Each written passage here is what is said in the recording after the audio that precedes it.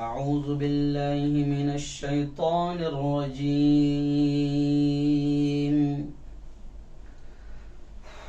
बिस्मिल्लाहिर रहमानिर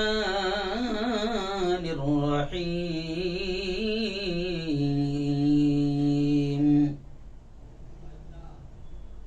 व इन ततवल्लौ यस्तब्दिल कौमन गैरकुम ثم لا يكونوا أمثالكم।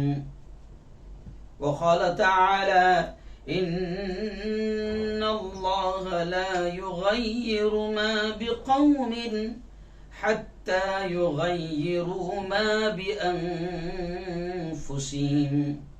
وقال تعالى فلا تحسبن الله غافلا عما يعمل الظالمون. وقال تعالى ومكروا ومكر الله والله خير الماكرين. وقال تعالى إنما يؤخرهم وأملي لهم إن كيدي متين. صدق الله العظيم।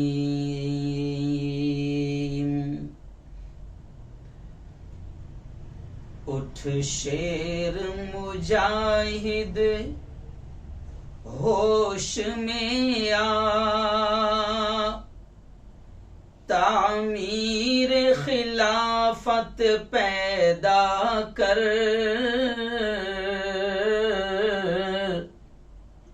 उठ शेर मुजाहिद होश में आ, तामीर खिलाफत पैदा कर।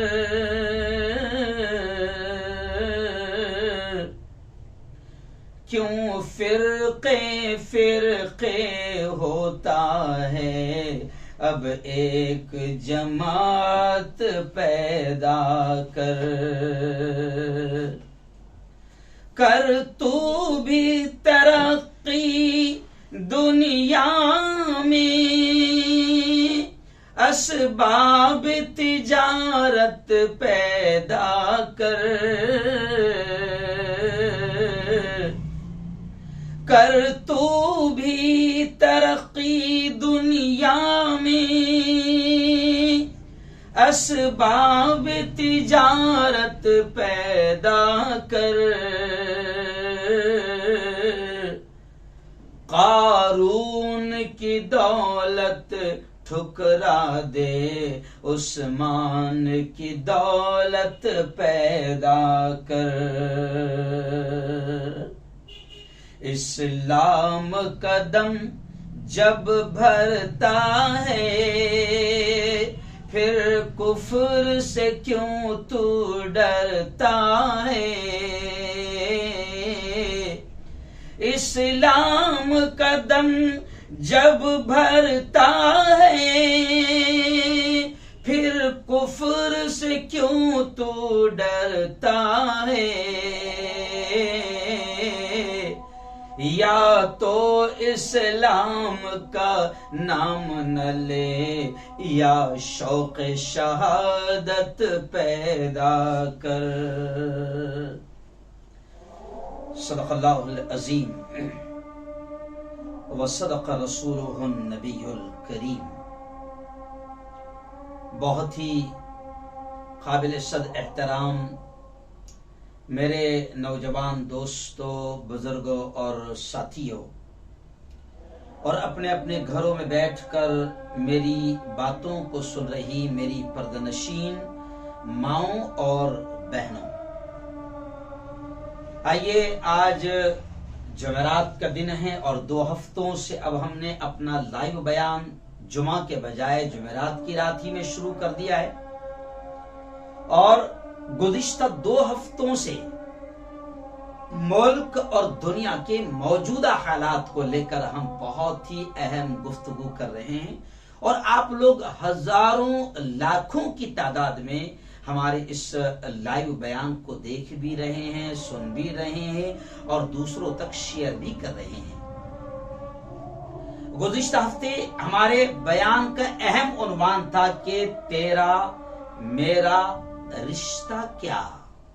बड़ा पसंद किया गया इस बयान को। हमने कोशिश की है पूरे आलम के हालात को देखकर और खासतौर से हमारे प्यारे मुल्क भारत के हालात को देखकर हमने कोशिश की है तमाम उम्मत मुस्लिमा को समझाने की कि इस वक्त जो हालात हैं वो हमें दावत दे रहे हैं, हमें पैगाम दे रहे हैं कि हम अपने तमाम जमातों के इख्तिलाफात को, मसलकों के इख्तिलाफात को, बिरादरियों के इख्तिलाफात को और सारे इख्तिलाफात को भुलाकर हम कलमे की बुनियाद पर एक हो जाएं, क्योंकि हमारे दुश्मन जो है, दुश्मनान इस्लाम जो है और अहले ईमान के जो दुश्मन हैं वो ना हमारी जमातों को देख रहे हैं, ना हमारे मसलकों के इख्तिलाफात को देख रहे हैं, ना हमारी बिरादरियों के इख्तिलाफात को देख रहे हैं, ना हमारे मुल्कों के इख्तिलाफात को देख रहे हैं, बल्कि दुश्मनान इस्लाम करोड़ों खुदाओं को मानने वाले वो हमारे दुश्मन बन गए हैं और उन्होंने अपनी सारी दुश्मनियां और सारे इख्तिलाफात को भुला दिया और आज वो हमें मार रहे हैं, काट रहे हैं, गाजर मूली की तरह काट रहे हैं और हमारा खून पानी से ज्यादा सस्ता हो गया है। तो हमने ये पैगाम देने की कोशिश की कि तेरा मेरा रिश्ता क्या है। यानी हम किसी भी जमात के हो, किसी भी मसलक के हो, किसी भी मुल्क के हो, कहीं भी रहने वाले हो, किसी भी बरादरी को हो, हमारा एक ही रिश्ता है, ला इलाहा इल्लल्लाह मुहम्मदुर रसूलुल्लाह। क्या हम एक कलमा पढ़ने वाले हैं? हमारा कलमा एक है, हम एक ही नबी के उम्मती है, हमारा कलमा एक ही है, ला इलाहा इल्लल्लाह मुहम्मदुर रसूलुल्लाह, कि अल्लाह के अलावा कोई माबूद नहीं, अल्लाह के अलावा कोई इबादत के लायक नहीं और मोहम्मद सल्लल्लाहु अलैहि वसल्लम अल्लाह के रसूल हैं, अल्लाह के मैसेंजर हैं, अल्लाह के पैगंबर हैं। तो अब हमारा सबका कलमा एक ही है, सबका किबला एक ही है, सबका काबा एक ही है, सबके नबी रसूल पैगंबर एक ही है। तो फिर अब हमें तो गुंजाइश ही नहीं है कि हम अलग अलग हो जाएं। और अजीब बात है कि दुनिया की वो कौमें जो करोड़ों खुदाओं को मानती है, अजीब बात है कि हमको मारने के लिए एक हो चुकी है, हमको खत्म करने के लिए एक हो चुकी है।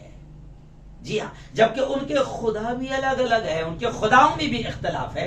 तो हमने कोशिश की है कि उम्मत में कलमे की बुनियाद पर कम से कम इत्तेहाद हो जाए कि हमारा कलमा एक है, हमारा रब एक है, हमारा खालिक एक है, हम एक ही रब के मानने वाले हैं, हम एक ही रसूल, एक ही पैगंबर और एक ही नबी के मानने वाले हैं। इसलिए अल्लामा इकबाल का वो शेर मैंने पिछले हफ्ते भी सुनाया था कि मनफात एक है इस कौम की, नुकसान भी एक ही सबका नबी, दीन भी, ईमान भी एक, हरम पाक भी, अल्लाह भी, कुरान भी एक। क्या बड़ी बात थी होते जो मुसलमान भी एक। और फिरकाबंदी है कहीं और कहीं जाते हैं, क्या जमाने में पनपने की यही बातें हैं। तो हाथ जोड़कर हमने उलमाए किराम से भी अपील की है कि खुदा के वास्ते उम्मत के इंतशार को खत्म करो, क्योंकि उम्मत उलमा को मानती है, इमामों को मानती है। जो इमाम मिंबर पर खड़े रहकर अल्लाह और अल्लाह के रसूल के मिंबर पर खड़े रहकर,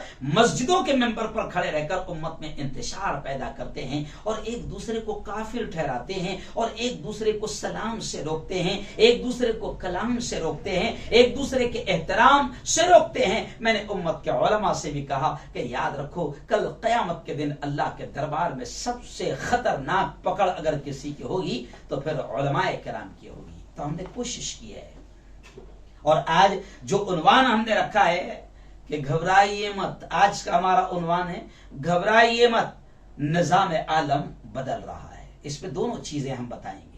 एक तो जो इस वक्त फलस्तीन, इराक, बर्मा, आसाम, कश्मीर और पूरी दुनिया के जो हालात है हल्का सा तस्करा उसका भी करेंगे कि जुल्म कितना आम हो रहा है, लेकिन हम ये भी तस्करा करेंगे कि हालात कैसे भी हो, जिस कुरान के हम मानने वाले हैं, जिस नबी के हम मानने वाले हैं, उस कुरान ने, उस नबी ने, उस रब ने, उस खालिक ने, उस मालिक ने हमें हौसला भी सिखाया है, हमें ईमान की दावत भी दी है और हमें यह भी कहा है कि मायूस मत होना, ला तक़नतू मिन रहमतिल्लाह। उस रब ने हमें यह कहा है कि मेरी रहमत से मायूस मत होना। मायूसी कुफ्र है, तो हम कोशिश कर रहे हैं कि घबराइए मत। यकीन हालात बड़े संगीन हैं, यकीन हालात बड़े बुरे हैं। पूरी दुनिया में, जैसे प्यारे आका सल्लल्लाहु अलैहि वसल्लम की वो हदीस मैंने पिछले हफ्ते भी सामने रखा था कि पूरी दुनिया में हालात ऐसे हैं और नबी करीम सल्लल्लाहु अलैहि वसल्लम ने खुलकर पूरी दुनिया के अहले ईमान को यह पैगाम दिया, उम्मत मुस्लिमा को यह पैगाम दिया कि एक जमाना ऐसा आएगा कि दुनिया की सारी कौमें तुम पर ऐसे टूट पड़ेगी जैसे भूखे दस्तरखान पर टूटते हैं। और आज हम अपने आंखों से देख रहे हैं कि फलस्तीन हो, इराक हो, लेबनान हो, शाम हो, सीरिया हो, ईरान हो, या फिर यमन हो, या फिर आसाम हो, या कश्मीर हो, या पूरी दुनिया के हालात हम देख रहे हैं कि पूरी दुनिया की कौमें भूखे कुत्तों की तरह हम पर टूट रही है, अहले ईमान पर टूट रही है और हमारा खून बहा रही है। जी हाँ, आप देख रहे हैं फलस्तीन का जब हम हालात देखते हैं तो मासूम बच्चों को मारा जा रहा है, हॉस्पिटल पर बम बरसाए जा रहे हैं, स्कूलों पर बम बरसाए जा रहे हैं, बस्तियों पर बम बरसाए जा रहे हैं, खून के चीथड़े, बदनों के चीथड़े उठ रहे हैं और खून के फुवारे उड़ते हुए हम देख रहे हैं। यानी पूरी दुनिया के जितने जालिम कुत्ते हैं, यहूदी है, इजरायली कुत्ते हैं, पूरी दुनिया के सारे कुत्ते हम पर टूट रहे हैं, है ना। कहीं पर टूट रहे हैं और कहीं पर सिर्फ भौंक रहे हैं। तो दोनों कैफियतें, हालात तो यकीनन खराब हैं। जी हाँ, लेकिन ऐसे हालात में भी हम उम्मत को यह पैगाम दे रहे हैं कि घबराइए मत। जी हाँ, घबराइए मत। और आज मैं ये भी पैगाम दूंगा कि अगर उम्मत अब भी न संभली तो फिर इससे बदतर हालात आएंगे।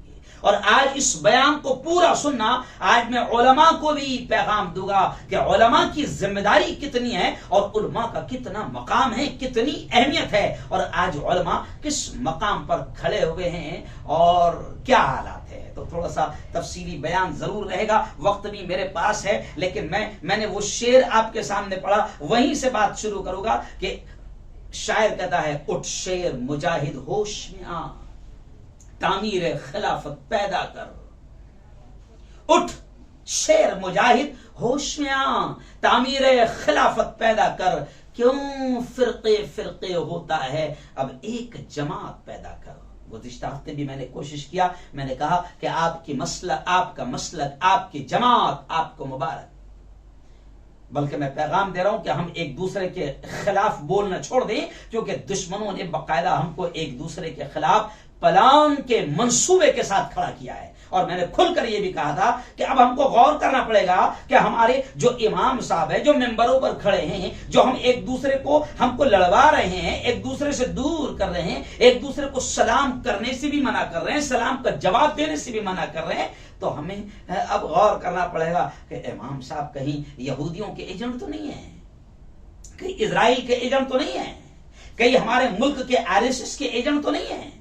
क्योंकि नबी करीम सल्लल्लाहु अलैहि वसल्लम ने उम्मत को जोड़ने का पैगाम दिया था, उम्मत को तोड़ने का पैगाम कभी मेरे नबी ने नहीं दिया है। मेरे नबी ने तो जान के दुश्मनों से भी प्यार सिखाया है। मेरे नबी तो वो कातिल, मेरे नबी ने तो वो कातिल जो नबी को कत्ल करने आए, नबी को मारने आए और पकड़े गए, तो मेरे नबी ने तो वो रहमत बनकर मेरे नबी आए थे, तो मेरे नबी ने तो उन कातिलों को भी जो कत्ल करने के लिए आए और पकड़े गए, तो मेरे नबी ने तो उन कातिलों को अपने साथ अपनी प्लेट और अपने प्याले में बैठकर खिलाया है और पिलाया है, और उम्मत को पैगाम दिया है रहम का, उम्मत को पैगाम दिया है प्यार का, उम्मत को पैगाम दिया है जोड़ने का, उम्मत को तोड़ने का पैगाम मेरे नबी ने कभी नहीं दिया था।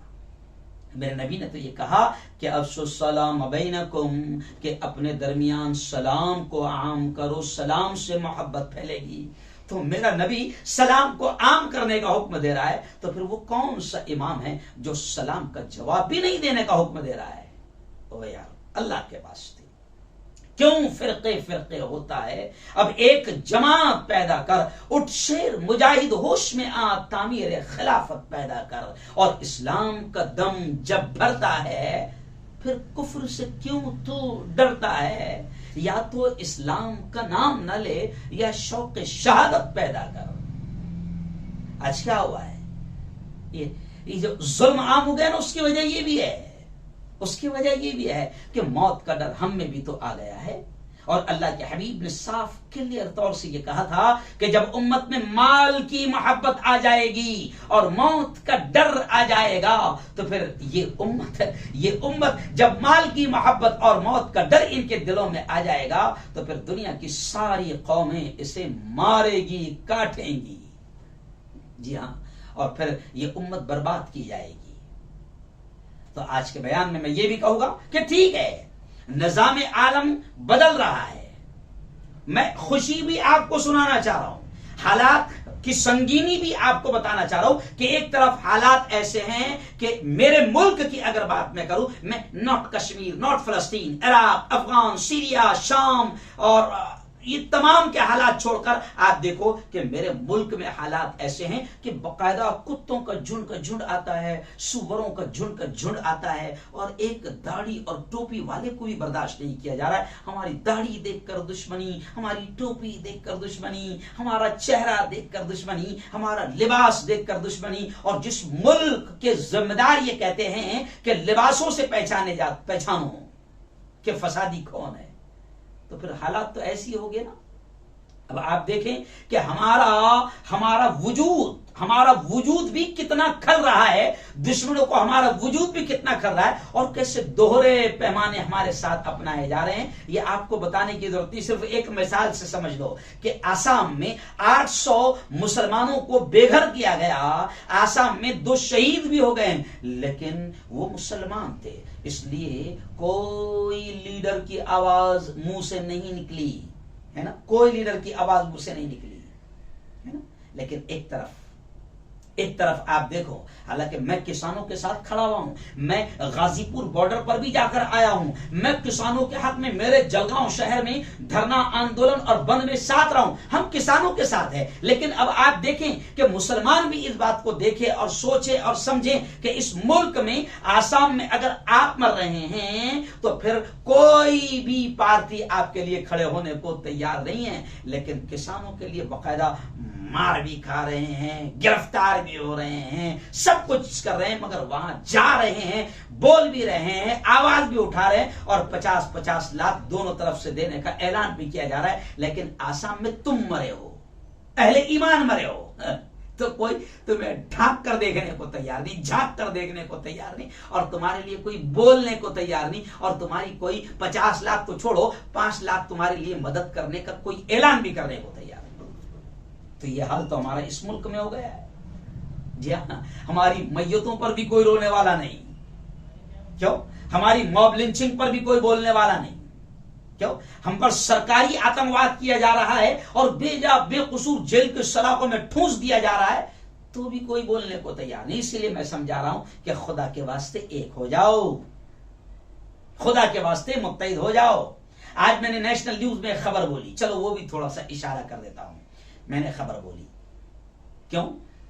बरेली शरीफ में उर्स था, बरेली शरीफ में उर्स था, वहां पर भी बाकायदा उलमाए अहले सुन्नत पर जुल्म किया गया, जायरीन पर जो वहां पर पहुंचे थे लाठी चार्ज किया गया। अलहाज सईद नूरी साहब का बयान आया है कि अगर उलमाए बरेली अगर एहतजाज करते हैं और जेल भरो आंदोलन करते हैं तो उलमाए अहले सुन्नत मुंबई और महाराष्ट्र में जेल भरो आंदोलन करेंगे।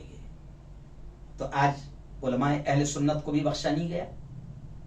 बरेली शरीफ में जो इमाम अहमद रजा रहमतुल्लाहि अलैह की मज़ार अक़दस पर या उनके उर्स में शामिल हुए हैं, तो योगी सरकार ने उनको भी नहीं छोड़ा।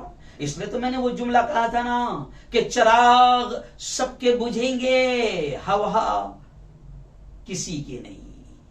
चिराग सबके बुझेंगे, हवा किसी की नहीं। तो ऐसे ही अगर अलग अलग रहोगे, एक दूसरे के लिए आवाज नहीं उठाओगे और एक दूसरे के मसलक और जमातों को देखकर अगर तुम्हारे और हमारे मुंह खुलेंगे तो फिर ऐसे ही बदतर दिन और बुरे दिन और बल्कि इससे भी बुरे हालात आएंगे। जी हां, लेकिन खैर आओ मैं आपको बताऊं, फिर भी मैं आपको एक हौसला देकर इत्तेहाद की बात करते हुए आगे बढ़कर यह कहूंगा कि न घबराओ मुसलमानों, न घबराओ मुसलमानों, खुदा की शान बाकी है, अभी इस्लाम जिंदा है, अभी कुरान बाकी है। जी हां, और ये भी सुन लो कि ठीक है जुल्म आम हो गया है और अल्लाह का मामला यह है कि अल्लाह जुल्म को पसंद नहीं करता, जुल्म को पसंद नहीं करता। शिर्क पर दुनिया चल सकती है, कुफ्र पर दुनिया चल सकती है और चल रही है। लाखों करोड़ों लोग मुशरिक बने हुए हैं, शिर्क कर रहे हैं और अरबों लोग पूरी दुनिया में कुफ्र कर रहे हैं, खुदा का इनकार कर रहे हैं, लेकिन इसके बावजूद भी दुनिया चल रही है। उलमा कहते हैं कि कुफ्र और शिर्क के साथ तो दुनिया चल सकती है, लेकिन जुल्म के साथ फिर दुनिया नहीं चलती है। जुल्म अल्लाह को पसंद नहीं है। जी हां, जुल्म अल्लाह को पसंद नहीं है। इसलिए मैं कहता हूं कि रंग लाता है लहू दोस्तों मजलूमों का। ये जो जुल्म हो रहा है ना, मैं हुकूमत को भी कह रहा हूं, हुकूमत के जालिमों और कातिलों से भी कह रहा हूं कि बेटा तुमसे बड़े बड़े सुपर पावर आए और तबाह हो गए हैं, तुम उनके पैरों की धूल भी नहीं हो। तुम्हारी हैसियत फिरौन के संडास और बैतुल खला और टॉयलेट के बराबर भी नहीं है। नमरूद आया, शद्दाद आया, फिरौन आया, बड़े बड़े जालिम आए, चले गए हैं। जी हां, तो मैं कहता हूं कि रंग लाता है लहू दोस्तों मजलूमों का।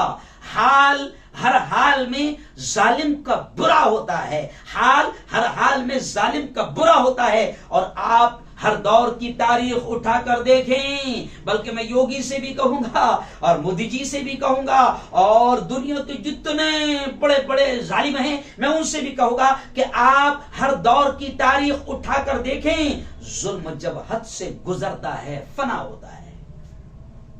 आज तुम समझ रहे हो कि सत्ता का पावर है, सत्ता का नशा है, पुलिस हाथ में है, आर्मी हाथ में है और फिर माइनॉरिटीज पर जुल्म कर लो। और जो लोग समझते हैं कि हमारे अब्बा की हुकूमत है, हमारे नाजायज बाप की हुकूमत है, और फिर वो मॉब लिंचिंग कर रहे हैं, जुल्म कर रहे हैं, गोलियां चला रहे हैं, डंडे बरसा रहे हैं, मजारों पर कब्जा, मजारों पर जुल्म, मस्जिदों पर जुल्म। वो जालिम भी से भी मैं कहूंगा कि जुल्म जब हद से गुजरता है फना होता है।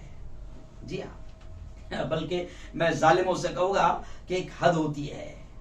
जी, जब वो हद हो जाती है ना तो फिर अल्लाह रब्बुल इज्जत इंतजाम करता है। जब फिरौन ने जुल्म किया तो अल्लाह ने उसके खात्मे के लिए मूसा को भेजा। जब नमरूद ने जुल्म किया तो अल्लाह ने उस जालिम के खात्मे के लिए इब्राहीम को पैदा किया। जब अबू जहल और अबू लहब का जुल्म बढ़ा तो अल्लाह ने मोहम्मद मुस्तफा सल्लल्लाहु अलैहि वसल्लम को पैदा किया। तो मैं तमाम जालिमों को यह पैगाम दे रहा हूं कि अल्लाह ने हर जालिम का इंतजाम किया है। और मैं मुसलमानों से भी कहूंगा कि घबराओ मत, इन जालिमों का भी अंजाम होगा और इंतजाम होगा। जालिम का पंजा मरोड़ने के लिए कुदरत किसी को ना किसी को जरूर भेजती है।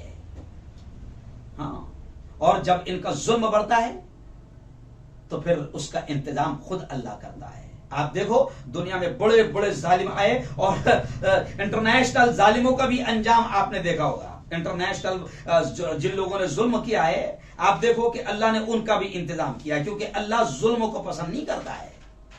जी हाँ, अल्लाह किसी भी हाल में जुल्म को पसंद नहीं करता। इंटरनेशनल बड़े बड़े जालिम आए, अल्लाह ने उनका भी इंतजाम किया। और मुल्क में भी जो जुल्म कर रहे हैं, आप देखो कि अल्लाह उनका भी इंतजाम करेगा, अल्लाह उनको भी नहीं छोड़ेगा।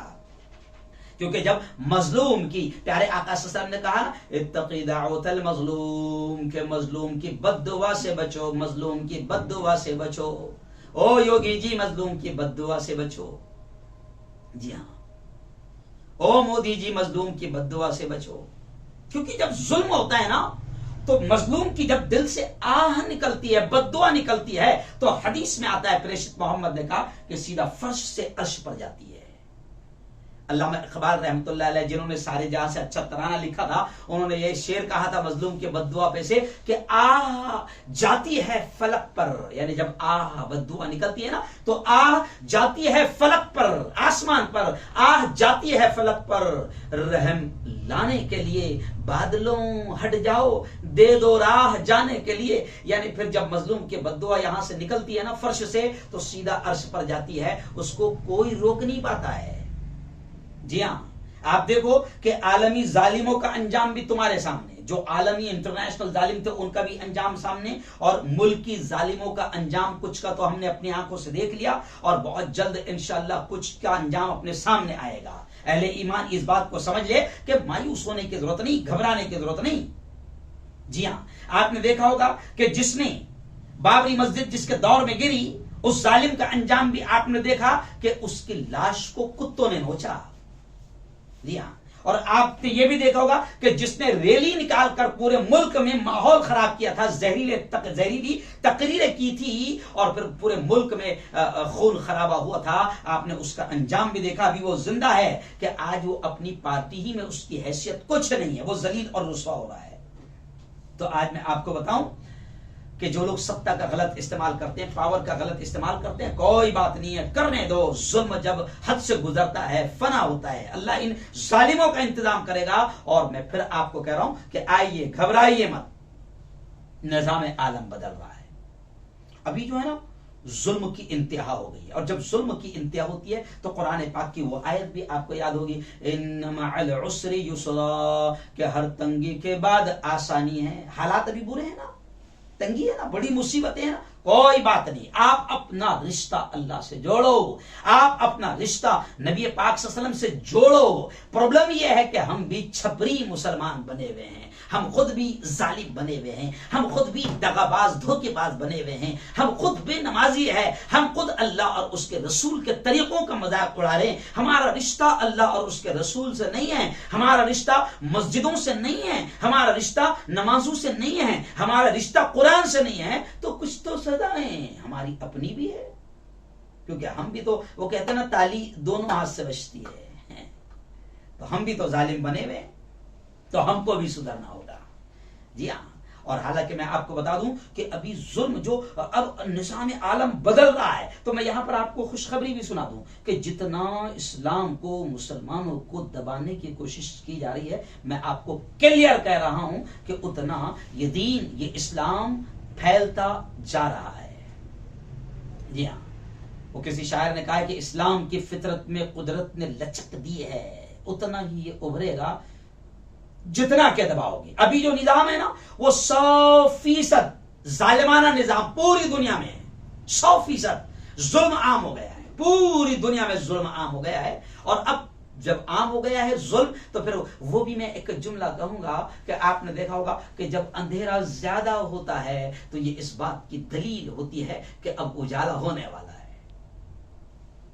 तो मैं तो बिल्कुल एकदम कॉन्फिडेंस और भरोसे के साथ कह रहा हूं, और हमारे आका सल्लल्लाहु अलैहि वसल्लम ने भी ये साफ तौर से कह दिया है कि बस जब जुल्म, जो मैं इशारतन आपको कह रहा हूं कि मेरे नबी ने भी इशारा कर दिया है कि अब बस, अब जो हालात हैं वो बता रहे हैं कि जुल्म का खात्मा बहुत करीब है। और जब कहते हैं ना, एक कहावत आपने वो भी सुनी होगी कि जब दिया बुझता है तो फिर उस वक्त थोड़ा सा ज्यादा भड़कता है। तो ऐसा लग रहा है कि अब ये इसलिए ज्यादा भड़क रहे हैं और ये इसलिए ज्यादा जुल्म कर रहे हैं कि अब इनके जुल्म के खात्मे का वक्त करीब आ गया है। तो ज्यादा घबराने की भी जरूरत नहीं है, ज्यादा टेंशन लेने की भी जरूरत नहीं है ना। बल्कि मैं तो जालिमों से भी कह रहा हूं कि अभी ताकतें तुम्हारी है, अभी सत्ता तुम्हारी है, पावर तुम्हारा है, पूरी दुनिया के जालिमों से मैं कह रहा हूं, है ना। लेकिन वो एक शेर मंजर भोपाली का आपने सुना होगा, इससे पहले भी मैंने पढ़ा था, ताकतें तुम्हारी है और खुदा हमारा है, ताकतें तुम्हारी है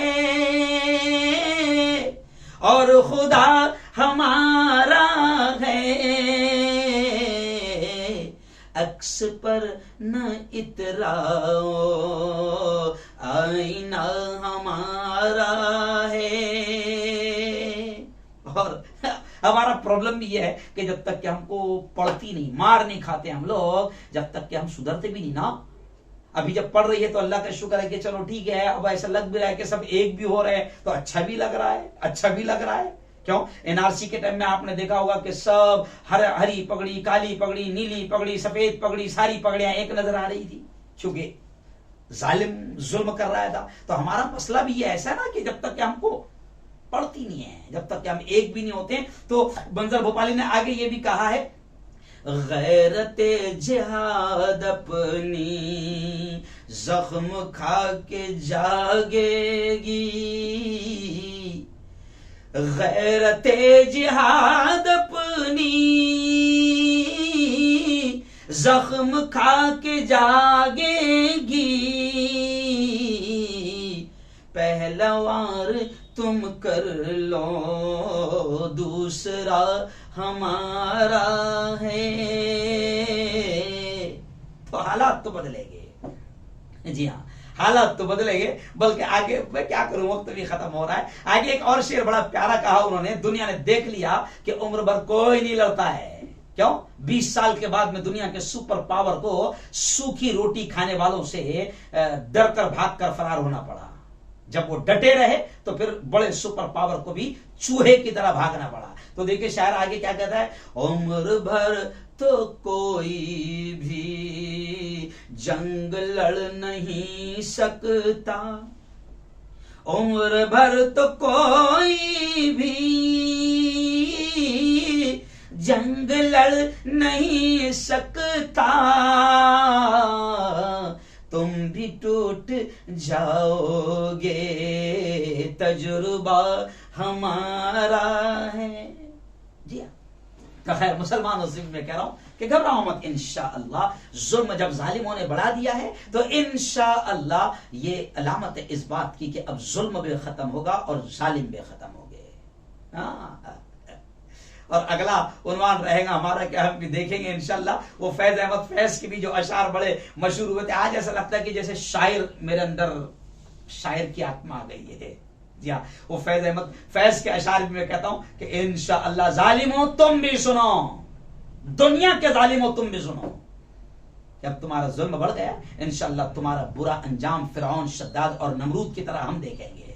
जी हाँ, वो फैज अहमद फैज के जो अशार है ना, हम देखेंगे, हम देखेंगे, लाजिम है कि हम भी देखेंगे, हम देखेंगे वो दिन के जिसका वादा है, हम देखेंगे, हम देखेंगे, बस नाम रहेगा अल्लाह का,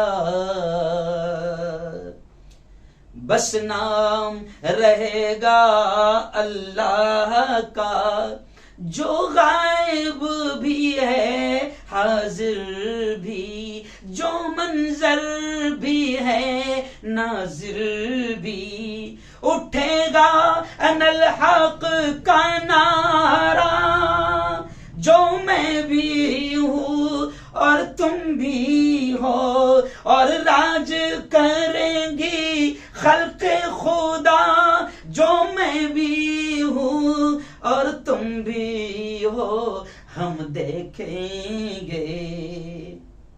तो इंशाल्लाह जुल्म खत्म होगा। मैं ये इसलिए भी अशार पढ़ रहा हूँ कि अभी इस वक्त जो ना हम पूरी कौम एकदम डरी हुई है, घबराई हुई है, सहमी हुई है। कोई बात नहीं, डरो मत, जालिमों का अंजाम हमेशा बुरा हुआ है, होता है और होकर रहेगा। बस आखिरी क्या करूं, मेरे पास वक्त नहीं बचा है, वरना बहुत अब अहम आयत सब जाकर अपनी बात को खत्म करूंगा कि देखो अब मुसलमानों और उलमाओं, रहबरों, कायदों, रहनुमाओं, मैं आपसे भी और पूरी कौम से कह रहा हूं कि अल्लाह ने साफ तौर से कहा है, व इन ततवल्लौ यस्तब्दिल कौमन गैरकुम थुम्मा ला यकूनू अमसालकुम, कि अल्लाह ने फरमा दिया कि अगर तुम अपनी जिम्मेदारियों से मुंह मोड़ लोगे, अपनी जिम्मेदारियों को अदा नहीं करोगे, तो तुमको बदल दिया जाएगा, तुमको हटा दिया जाएगा, और तुम्हारी जगह अल्लाह कहता है तुम्हारी जगह दूसरों को ले आया जाएगा, और वो तुम्हारी तरह ना होंगे। अब हमें जरूरत है कि हम इन आयतों पर गौर करें कि क्या हम अपनी जिम्मेदारियां निभा रहे हैं। मिन हैसुल कौम, अगर हम मुस्लिम कौम के एतबार से हम अपने आप में गौर करें कि क्या हम अपनी जिम्मेदारियां निभा रहे हैं, क्या हम अल्लाह और उसके रसूल के दीन को, उसके पैगाम को अल्लाह के तमाम बंदों तक पहुंचा रहे हैं। खैर आइए, मेरे पास वक्त कम बचा है इसलिए थोड़ा सा मैं स्पीड बढ़ते हुए कहूंगा। आपने सुना होगा हजरत मौलाना खलीलुर रहमान सज्जाद नौमानी साहब तकरीबन 15-20 सालों से इस बात का तस्करा कर रहे हैं कि ये दौर तब्दीली का है। इसलिए मैंने ये उन्वान भी माना कि निजाम आलम बदल रहा है। दुनिया का वो सिस्टम, वो निजाम जो 100% अभी जुल्म पर कायम है, अब इसके खात्मे और इसकी तब्दीली का वक्त करीब आ गया है। और इंशाअल्लाह अब ऐसा निजाम करीब आ रहा है जिसमें जुल्म का खात्मा होगा, जालिमों का खात्मा होगा, इंसाफ कायम होगा, बिला किसी तफरीक मजहब व मिल्लत हर इंसान को इंसाफ मिलेगा। और जब इंसाफ आएगा तो फिर पूरी दुनिया में अमन आएगा, बरकतें आएंगी। और घबराइए मत, वो दौर बहुत करीब आ रहा है, क्योंकि जुल्म हद से बढ़ गया है। और जब कोई चीज हद से बढ़ जाती है तो वो खत्म होती है। बस मैं इतना ही कहूंगा कि अब हमें संभलना है, हमें कुर्बानियां देनी पड़ेगी। अपने मफादात से ऊपर उठकर कौम, मिल्लत, दीन और मजहब के मफादात को तरजीह देना होगा। बातिल के सामने सर झुका देना, जी, बुज़दिली को हिकमत और मसलहत का नाम देना, हालात से डर जाना, सहम जाना और अपने अपने बिलों में घुस जाना, ये तभी और गलीज हरकतें और नापाक आदतें हमें छोड़नी पड़ेगी। और अब हमें समझना पड़ेगा कि इस्लाम हमसे क्या चाहता है, ईमान के क्या तकाजे है, किस मौके पर हमें क्या मौक़िफ़ इख्तियार करना है, यह हमें सोचना पड़ेगा। और बल्कि मैं दो टोक अब यह कहना चाहूंगा कि मस्जिदों और मिंबरों से रहबरी और रहनुमाई लाजमी और फर्ज हो गई है। जी हाँ, वरना वो हदीस भी आपको याद होगी कि जिसमें नबी करीम सल्लल्लाहु अलैहि वसल्लम ने साफ फरमाया था कि कुर्ब क़यामत में मस्जिदें खूब आबाद रहेगी, भरी भी होगी, क्यों? मगर हिदायत से खाली होगी। यानी मस्जिदें, और अल्लाह का शुक्र है आज आप देखो मस्जिदें भरी भी है, लेकिन क्या मामला है कि मस्जिदों से रहबरी नहीं हो रही, मस्जिदों से रहनुमाई नहीं हो रही, मस्जिदों से उम्मत के मसाइल हल नहीं हो रहे, मस्जिदों से उम्मत को जो प्रॉब्लम है उनका हल कैसे कुरान और हदीस की रोशनी में किया जाए। आज अफसोस है कि मैं और मेरे जैसे इमाम मिंबरों से और मस्जिदों से अल्लाह और अल्लाह के रसूल के पैगाम को सामने रखकर प्रॉब्लम का और मसाइल का हल नहीं बता रहे हैं, रहबरी नहीं कर पा रहे हैं। क्यों? बल्कि मुझे अफसोस होता है कि बड़ी बुरी बात है, बल्कि मैं डर रहा हूं ये बात कहते हुए, क्योंकि प्यारे आका सल्लल्लाहु अलैहि वसल्लम ने यह भी कहा था कि कुर्ब क़यामत में उम्मत में बदतरीन तबका उलमा का होगा। थोड़ा सा बुरा मत लगने देना, मैं भी आलिम हूं। जी हाँ, उलमा का बदतरीन तबका होगा। अब हमें वो तो हदीस याद रहती है कि उलमा अंबिया के वारिस हैं, बिल्कुल हैं, कोई शक नहीं। उलमा ही रहबरी करेंगे, रहबरी करते आए हैं, करेंगे इंशाअल्लाह, और करना भी चाहिए। लेकिन नबी पाक सल्लल्लाहु अलैहि वसल्लम ने यह भी इशारा किया है कि एक जमाना ऐसा आएगा कि उम्मत का सबसे बदतरीन तबका उलमा का होगा। वो उलमा होंगे जो अपने फर्ज से भागेंगे, जो उम्मत के रहबरी सही अंदाज में नहीं करेंगे, उम्मत को रहबरी करने के बजाय, इत्तेहाद के बजाय, एक करने के बजाय उनमें इंतशार पैदा करेंगे। और आज ऐसे उलमा की भरमार है, मुझे कहते हुए डर लगता है, वक्त खत्म हो गया, तफसील का मेरे पास मौका नहीं। आज ऐसे उलमा की भरमार है जो मिंबरों मेहराब से इंतशार फैला रहे हैं, उम्मत को लड़ा रहे हैं और उम्मत को बुज़दिल भी बना रहे हैं, और हिकमतों मसलहत के नाम अपनी बुज़दिली को छिपा रहे हैं, डरे हुए हैं, सहमे हुए हैं, खौफ खाए हुए हैं। क्यों? और अपने डर, अपनी बुज़दिली को हिकमत और मसलहत का नाम दे रहे हैं। तो मैं तो उलमा से भी कहूंगा कि खुदा के वास्ते, थोड़ी तल्ख और कड़वी बात है कि खुदा के वास्ते जरा उलमाए किराम की तारीख तो पढ़ो, ये चारों इमामों की जरा तारीख तो पढ़ो, उनकी कुर्बानियां तो पढ़ो, उम्मत के उलमा कैसे होते हैं और होते थे और कैसे होना चाहिए, जरा तारीख पढ़ो, कल हमारी पूछ होगी। जी हाँ, इमाम अबू हनीफा रहमतुल्लाह अलैह बड़े इमाम मानते ना हम खुद इमाम अबू हनीफा के मानने वाले हैं, उनके मसलक पर अमल करते हैं। जरा देखो थोड़ी सी तफसील, अब वक्त मेरा खत्म हो गया, थोड़ी तफसील देखो कि इमाम अबू हनीफा का जनाजा जेल से उठा, इमाम शाफी रहमतुल्लाह अलैह जिनको जंजीरों और बेड़ियों में कत्ल करने के इरादे से ले जाया गया, पढ़िए जरा थोड़ी सी तारीख इमाम मालिक रहमतुल्लाह अलैह की कि किस तरह उनको तकलीफें दी गई। पढ़िए हजरत इमाम अहमद बिन हंबल की जिंदगी कि किस तरह उन्हें जेल में डाला गया, मारा गया, सताया गया। पढ़िए इमाम इब्न तैमिया को, इमाम अहमद बिन सैयद अहमद शहीद को। उस शाह अब्दुल अजीज का नाम हम पढ़ लेते हैं कि आजादी की जंग में अंग्रेजों से लड़ते वक्त शाह अब्दुल अजीज ने फतवा दिया था अंग्रेजों के खिलाफ। तो जरा पढ़िए उनकी जिंदगी को, पढ़िए हजरत मुजद्दिद अल्फसानी रहमतुल्लाह अलैह की जिंदगी को। मैं पूछना चाहता हूं उलमा से कि आज जो हम बुजदिल बने हुए हैं और अपनी बुजदिली को हिकमत और मसलिहत का नाम दे रहे हैं, तो क्या इन तमाम उलमा को, हमारे बड़े उलमा को हिकमतें और मसलिहतें मालूम नहीं थी? याद रखो, खास उलमा माफी के साथ मैं आज उनसे कहूंगा कि मेरी बात को सुने कि अल्लाह फिर अगर वो कुरान पाक की जो आयत मैंने पढ़ा ना कि अल्लाह कहता है कि अगर तुम काम नहीं करोगे तो फिर हम तुम्हें हटा देंगे, बदल देंगे, तुम्हारी जगह ऐसी दूसरी कौम लाएंगे जो तुम्हारी जैसी नहीं होंगी। और आज मैं माफी के साथ कह रहा हूं कि आज हम अपने फर्ज से दूर भाग रहे हैं, है ना, और हम फतवों में लगे हुए हैं, दाढ़ी छोटी, पैजामा नीचे, ये टखनों के ऊपर, ये टखनों के नीचे, इसी पर बहस। समझो मेरे भाई, ये तब्दीली और छटाई का दौर है। अगर हमने अपने असल फर्ज को नहीं समझा और नहीं निभाया तो अच्छों की छटाई और छुट्टी हो रही है। हाँ, बस आखिरी बात ये कहूंगा कि प्यारे महबूब ने यह भी कहा था कि मेरी उम्मत दो तबकों में तकसीम हो जाएगी। आज हम दो तबकों में तकसीम हो गए। एक तो वो तबका होगा जिसमें ईमान ही ईमान होगा, निफाक जर्रा बराबर भी नहीं होगा, और एक वो तबका होगा जिसमें निफाक ही निफाक होगा, ईमान जर्रा बराबर नहीं होगा। अब हमें देखना है कि हम कौन से तबके में हैं। और आखिरी बात उम्मत से भी कहूंगा कि समझ जाओ, अल्लाह से बगावत छोड़ो।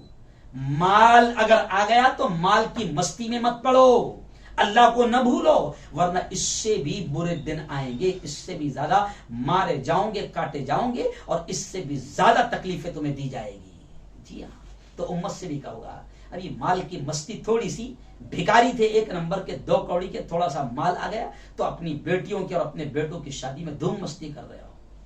जी हाँ, मैं अपनी आंखों से देख रहा हूं। क्यों? नाच रहे हो, गा रहे हो, डीजे बजा रहे हो, और अगर उलमा तुम्हें रोकने की कोशिश कर रहे हैं तो उलमा की बातें तुम्हें बुरी लग रही है तो तुम संभलो। उम्मत से भी कह रहा हूं कि संभलो। अल्लाह से और अल्लाह के रसूल से बगावत करोगे तो इससे भी ज्यादा बुरे दिन आएंगे, है ना। मैंने देखा टिल्लिया पार्टी, डीजे पार्टी, ये पार्टी, वो पार्टी, और काफिरों की तरह, यहूदियों की तरह ऐसा लगता है कि ये मुसलमान के पेट के नहीं, काफिरों के पेट के हैं। जी हाँ, थोड़ा सख्त गुस्सा आता है, क्या करूं, और ना बोलूं तो ऐसा लगता है कि अल्लाह मुझे पकड़ेगा, अगर हमने नहीं बोले तो अल्लाह पकड़ेगा। इसलिए कल भी मैंने एक जगह शादी में कहा कि तुम मेरे रिश्तेदार हो, मुझे मालूम है मैं तुमको बोलूंगा तो तुम्हारे पेट पर दर्द होगा, तुमको बड़ी तकलीफ होगी, तुम नाराज हो जाओगे, अगली बार बुलाना छोड़ दोगे, मत बुलाओ शादियों में भी। लेकिन मुझे मालूम है कि अगर मैंने यहां हक नहीं बोला, अगर बुराइयों को होते देखते, तो फिर कल अल्लाह के दरबार में हमारी भी पकड़ होगी। तो इसलिए मैं कह रहा हूं, उम्मत से भी कह रहा हूं कि समझ जाओ, वरना इससे भी बुरे दिन आएंगे। अल्लाह ताला, हम अल्लाह से दुआ करते हैं कि अल्लाह ताला हम सबको सही समझ नसीब फरमाए। और आज के बयान को भी मैंने ये रखा था कि घबराइए मत। हम ये भी कह रहे हैं कि ठीक है, हालात कितने भी बुरे, घबराइए मत, पूरा सिस्टम बदल रहा है और अल्लाह जालिमों को इंशाल्लाह हटा रहा है। हर जगह से जालिम हट रहे हैं, जुल्म खत्म हो रहा है। थोड़ा सा वक्त आप इंतजार करो, बस अपने आप को संभालो, अपने आप को सुधार लो, अल्लाह के बन जाओ, नबी के बन जाओ, सच्चे इस्लाम को, इस्लाम की कुरान की तालीमात को कबूल कर लो। हम देखेंगे, आप देखेंगे, हम भी देखेंगे कि जुल्म का और जालिमों का इंशाअल्लाह खात्मा होगा। अल्लाहुम्मा अंतस्सलाम व मिनकस्सलाम, तबारकत रब्बना व तआलैत या ज़ल जलाली वल इकराम। अल्लाहुम्मा सल्लि अला सय्यिदिना व शफीइना व हबीबिना व मौलाना मुहम्मदिन व बारिक व सल्लिम। रब्बना आतिना फिद दुनिया हसनतन व फिल आखिरति हसनतन व क़िना अज़ाबन नार। मेरे मौला हम सब के तमाम गुनाहों को माफ फरमा। मेरे मौला हम सब की तमाम खताओं को, तमाम लग़्ज़िशों को माफ फरमा। रब्बे दो जहां रात के अंधेरे में, दिन के उजाले में, जाने में अनजाने में जो कुछ भी छोटे बड़े गुनाह हुए हैं, मैं अपने फजल से, अपने करम से माफ फरमा। मेरे मौला जो कुछ भी कहा गया, सुना गया, समझने की और समझकर अमल करने की तौफीक नसीब फरमा। जो मांगा वो भी अता फरमा, जो मांगने से रह गए अपने हबीब के सदक़े तुफ़ैल, अपने फज़ल व करम से मेरे मौला हमें नसीब फरमा। रब्बना तक़ब्बल मिन्ना इन्नका अंतस समीउल अलीम व तुब अलैना इन्नका अंतत तव्वाबुर रहीम। व सल्लल्लाहु अला नबील करीम व अला आलिहि व सहबिहि अजमईन बिरहमतिका या अरहमर राहिमीन।